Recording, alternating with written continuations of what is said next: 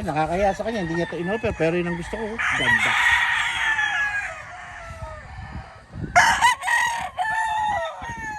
Gumawa ka ng 500 i-charge mo sa akin.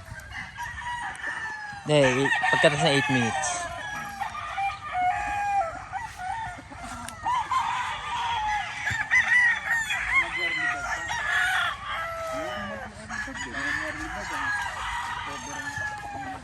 Dapat ngayon, nagtitipar ka na. Kakasan ko lang yung babae. Kahit wala kang bagong babae. Meron. Ayun na gamitin mo.